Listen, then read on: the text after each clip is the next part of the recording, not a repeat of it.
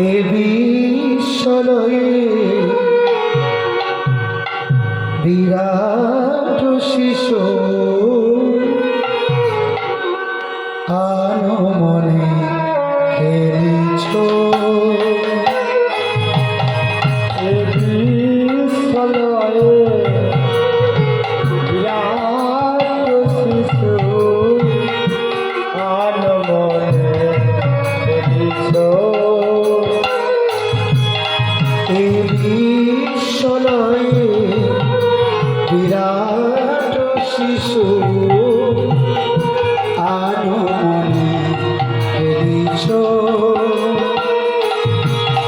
এ বিশ্বলয়ে বিরাট শিশু আনো মনে খেলিছ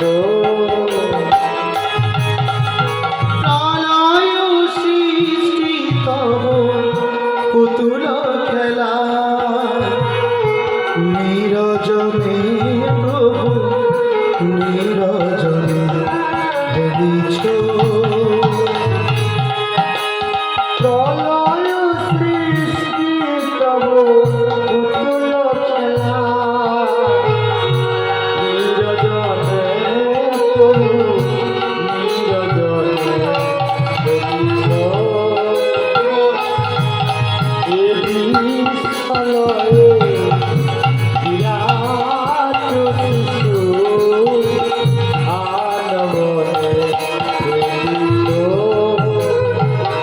শূন্যে মহা আকাশে তুমি মগ্ন নীলা বিলাসে শূন্যে মহা আকাশে মগ্ন নীলা বিলাসে শূন্যে মহা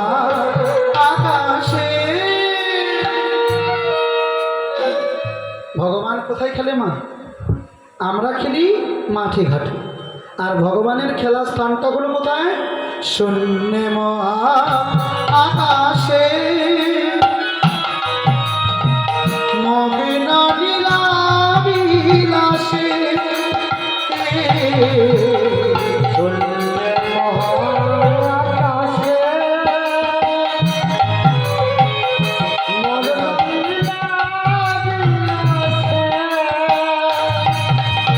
হাসিছ খেলিছ তুমি ক্ষণে ক্ষণে নিরজনে প্রভু নিরজনে খেলিছ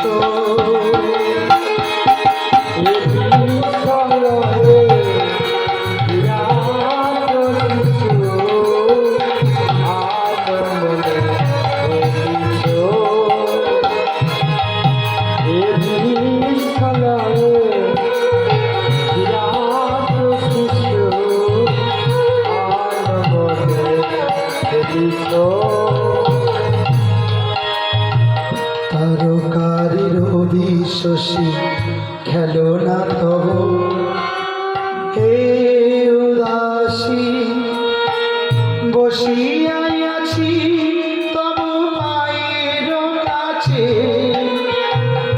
রাশি রাশি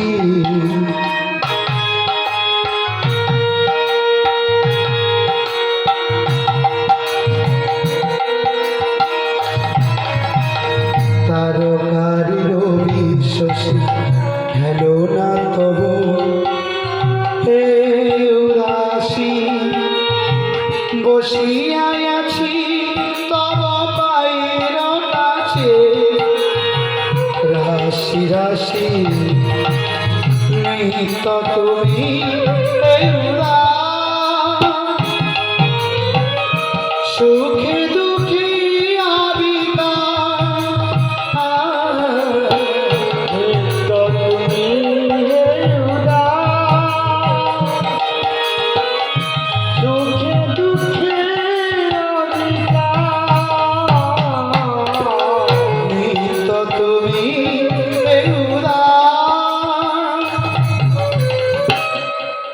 উদাস চিত্ত না হলে কোনো কিছু সম্ভব?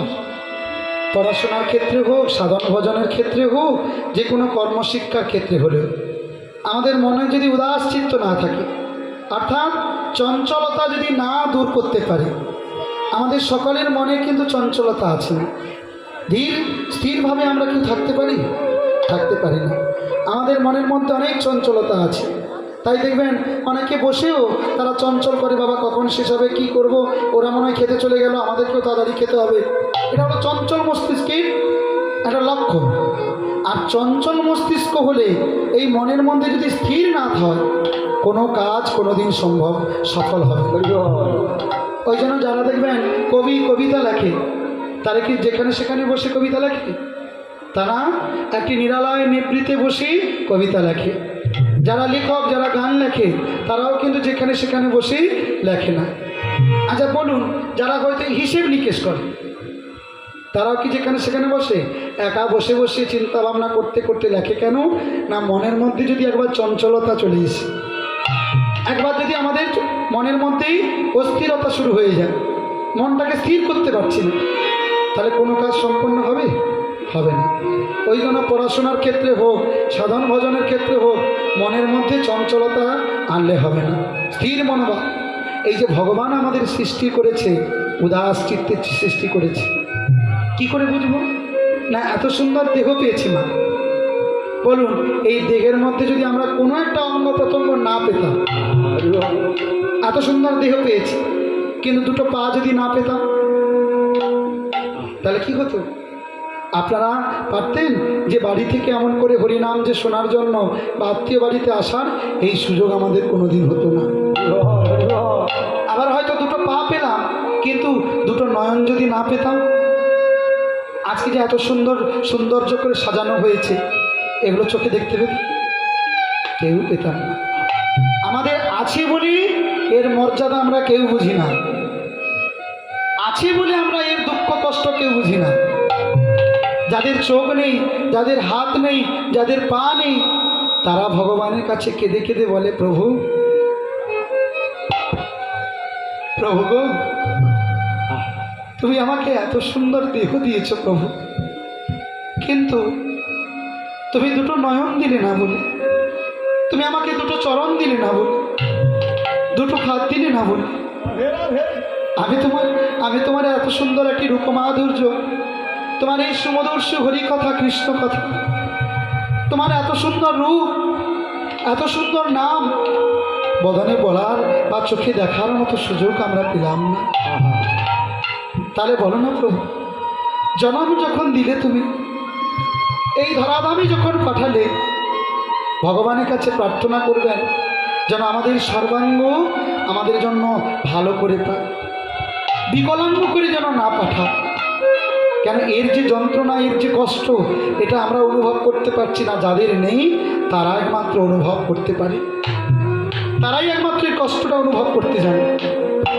তাই ভগবান যে আমাদের সৃষ্টি করেছে মা, আমরা যে সবই পেয়েছি, হাত পেয়েছি, চোখ পেয়েছি, মুখ পেয়েছি, পা পেয়েছি, নয়ন পেয়েছি, এটা আমাদের পরম সৌভাগ্য, এটা আমাদের পরম ভাগ্য, এটা পুণ্যের ফল।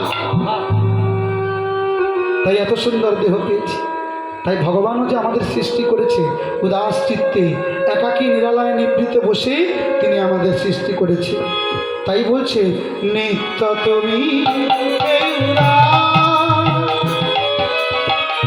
সুখে দুঃখে আবিবা,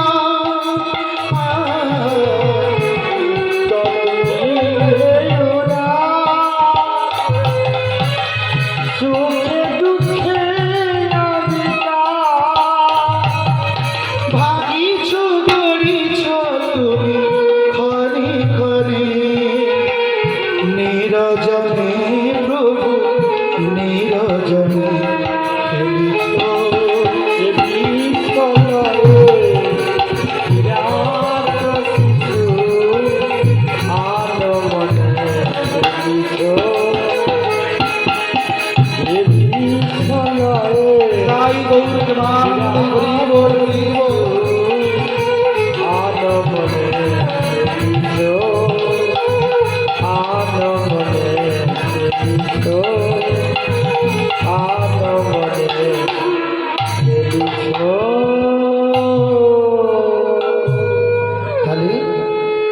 ভগবান যে খেলা খেলে তাকে বলা হয় না খেলা।